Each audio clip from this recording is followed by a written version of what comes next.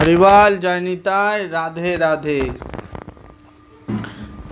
আজ শ্রীমদ্ ভগবদ গীতা যথাযথ ত্রয়োদশ অধ্যায় প্রকৃতি পুরুষ বিবেক যোগ অধ্যায় শুরু করছি।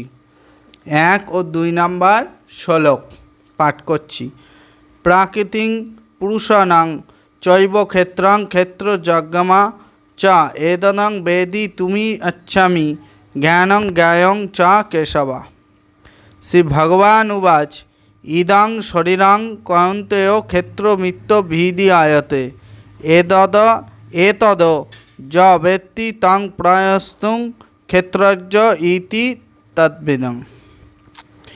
अर्जुन बोलेन, हे केशव, आमी प्रकृति पुरुष क्षेत्र क्षेत्रज्ञ ज्ञान और ज्ञेय এই সমস্ত তত্ত্ব জানতে ইচ্ছা প্রকাশ করি। পরমেশ্বর ভগবান বললেন, হে কৌন্তেয়, এই শরীর ক্ষেত্র নামে অভিহিত এবং যিনি শরীরকে জানেন তাকে ক্ষেত্রজ্ঞ বলা হয়। এই শ্লোকে কি বোঝাতে চাইলেন, এর তাৎপর্য কি, সেটি এখন পাঠ করছি। বলছি, অর্জুন প্রকৃতি পুরুষ ক্ষেত্র ক্ষেত্রজ্ঞ জ্ঞান ও জ্ঞেয়র বিষয় সম্বন্ধে জানতে আগ্রহী হয়েছিলেন। এই সম্বন্ধে তিনি যখন শ্রীকৃষ্ণকে জিজ্ঞাসা করলেন, তখন শ্রীকৃষ্ণ তাকে বললেন যে এই দেহকে বলা হয় ক্ষেত্র এবং যিনি এই ক্ষেত্র সম্বন্ধে জ্ঞাত তাকে বলা হয় ক্ষেত্রজ্ঞ।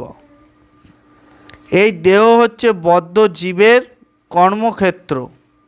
বদ্ধ জীব মাত্রই জড় জগতের বন্ধনে আবদ্ধ হয়ে জড় প্রকৃতির ওপরে আধিপত্য করার চেষ্টা করা, আর তাই জড় প্রকৃতির ওপর আধিপত্য করার ক্ষমতা অনুসারে সে একটি কর্মক্ষেত্র প্রাপ্ত হয়।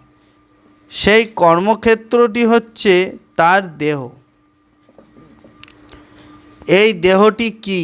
দেহটি ইন্দ্রিয়গুলি দিয়ে তৈরি। বদ্ধ জীব ইন্দ্রিয় সুখ ভোগ করতে চায় এবং তার ইন্দ্রিয় সুখ ভোগ করার ক্ষমতা অনুসারে সে একটি শরীর বা কর্মক্ষেত্র প্রাপ্ত হয়। হরিবল, জয় নিতাই। এই তাৎপর্যের আরও অনেক বোঝার আছে, এর পরের পাঠে দিচ্ছি। হরিবল।